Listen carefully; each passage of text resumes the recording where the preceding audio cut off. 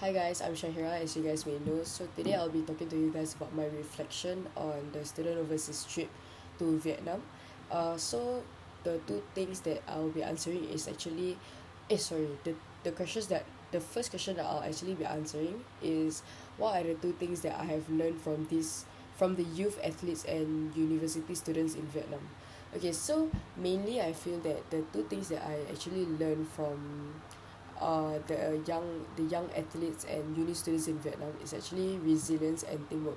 Why resilience is that I feel like there were many like young athletes and many young athletes and students in Vietnam that exhibit a strong sense of resilience.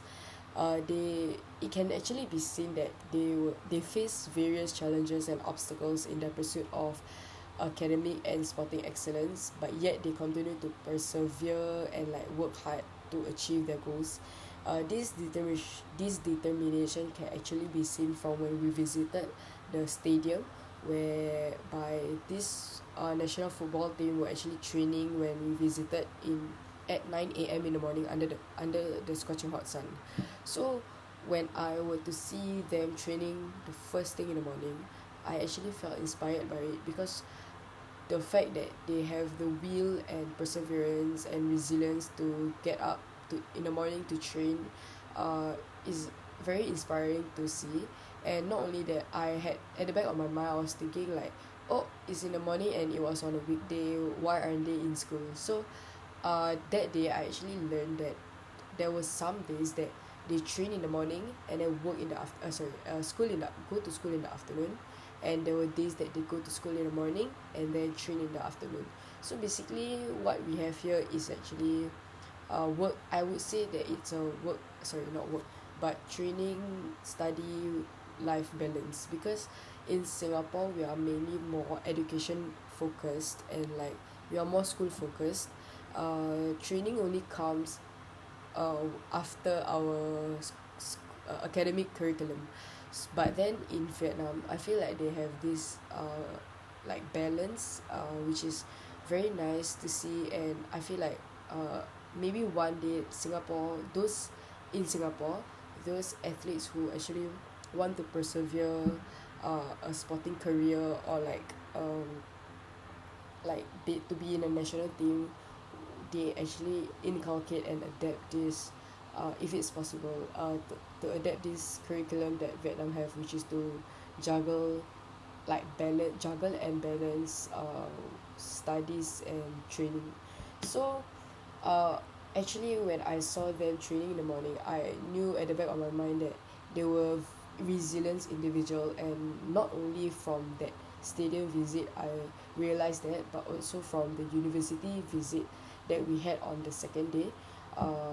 So basically we went to one of the universities in Vietnam, and we actually practiced and learned kickboxing. We played badminton with them. And from what I saw, uh, moving on to my next point, which is teamwork, like that's another thing that I learned from the kickboxing team, the kickboxing national team.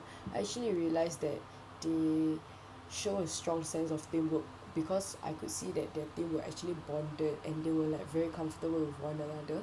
And I personally feel that this is um it's like a because okay, personally I feel that in sports, collaboration and like support from your peers play a significant role in success, because with this we can actually learn from one another and support one another during like vulnerable times, or like hard times during training or during competition. So when I saw how great their teamwork was, I actually felt like, oh, this is something that I feel like I need to I need to focus on when training with my own team, because again I feel like with having a bonded team and a very comfortable team, I feel like it's important when to learn like something new. And then moving on to the next question, uh, wait.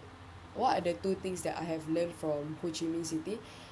First of all, one of it, of course, one of the things that I learned from Ho Chi Minh, from the student overseas trip, is actually cultural richness of Vietnam, because Vietnam is rich in culture, and we see that we witness that from our visit to the Cu Chi Tunnel, and also the palace, and just the market in general. So I feel like Vietnamese cities, they are like, as in Ho Chi Minh City, they are like very vibrant and culturally rich, because from the like bustling street markets and the historical landmarks that we went to, like I said, like the Cu Chi tunnels, etc., I discovered the importance of persevering and celebrating cultural heritage. Not to say that Singapore don't persevere and celebrate our cultural heritage, but over there they have like much more, like they have more histories than Singapore do. And visiting, and because we are foreigners visiting a foreign country, learning about their heritage and their um, learning about their heritage and histories are actually is actually one of the things that I felt intrigued most, because of how I learned much more about Vietnamese history, and how they uh, they struggled during times of war, which was something that I didn't expect to experience, um, and how I felt very extremely privileged to be living in a modern world where war don't really happen. So what I'm trying to say is that witnessing how Vietnamese went through war in the past was eye-opening, and it made me realize that I am very privileged to be living in such age where war don't happen. Yeah, and plus the cultural richness of Vietnam have also taught me the significance of cultural diversity and its impact on society. The next thing that I have learned is actually adaptability, because uh, when we visited the street markets, we actually came across several vendors whereby they speak in my language, which is Malay. So I thought that oh, maybe they're like Malaysian, or like uh as Indonesian, but in fact they actually try to learn the language, because adaptability in that sense of where they knew that their target audience is like Malaysians, because there were many Malaysian that visits the market, and we nearby the market that we visited was also like the Malaysian street, which we ate there like a lot. So the places that we ate a lot at were actually called Malaysian Street, which is near to the market that we went to on our first day. And then I found out that majority of them actually speak Malay, sorry. It's because I learned that there were actually like a lot of Malaysian that visit that area and the street market. So why adaptability is that I felt like, because they knew that many Malaysian visited that area, they adapt to the language, they learn the language, and when they find like someone who might be Malaysian or Malay, they speak that language, which is something that is very like beautiful, because like in that sense you find a common interest, or something common between you and your customer, and then which makes your customer more like wow, like oh, you speak the same language as I do, which makes everything much more interesting. Okay, so moving on to the next question, the last question. Okay, so what are the two areas of improvement for myself as a student coach? First of all, that trip I realized that I needed effective communication, because um, enhancing my communication skills is crucial in coaching. So because during that trip, I realized that uh, I because in Singapore, majority of the people actually speak the common language, which is English or your own mother tongue. but in Vietnam it's difficult because um, some people, actually majority of Vietnamese people, they they can't speak fluent English. So in that sense, communication becomes a barrier between us. So I thought that effective communication is very important.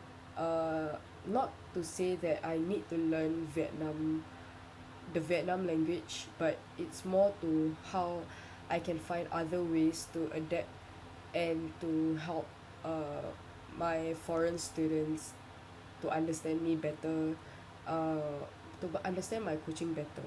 So I thought that other, besides learning their language, or like um, besides learning their language or trying to communicate with them with English, I should find other ways, like maybe sign language temporarily, or uh like I I would say, yeah, sign language is more like I show them like visual demonstration of how like uh the skill uh the skill what do you say the skill is executed, how the skill is executed by visual demonstration.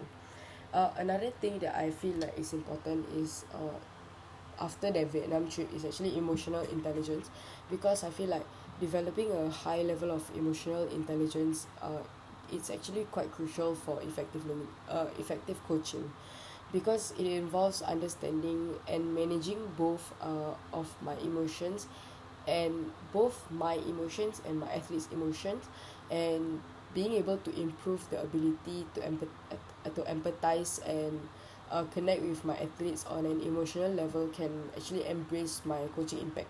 So why I say this is because um, when I visited the university where we learn about the kickboxing, etc., I felt like the coach actually connects and understand his own athletes, because um some okay there are some times where I witness like the coach aren't able to connect with the athletes, because and like the athletes tend to like not listen to them, etc.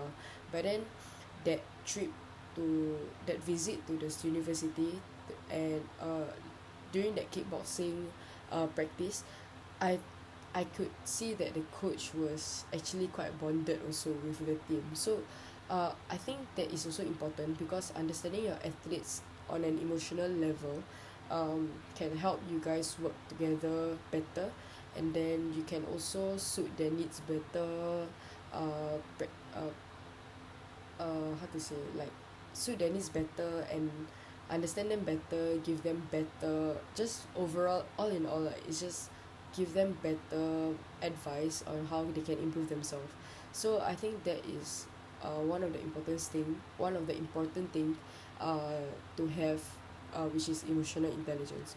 So with that, I would like to conclude my reflection, and I would really like to thank all of the teachers, both the teachers and all of the students that tag along during the trip, because everybody made it um, enjoyable in its own sense. Like different people make the trip fun in different ways. So I would like to thank everybody on in that sense, and I feel like it is also important for us to continue this friendship that we forged during the trip, and um, I hope that we all can remain bonded and and uh, uh, keep in contact with one another, because of how we forge friendship and build connection during this trip. And I would also like to thank both the teachers for the time that you take to uh, execute the the plan and to take care of all of us, and that you guys are constantly looking out for us. And that's all. Thank you and have a great holiday.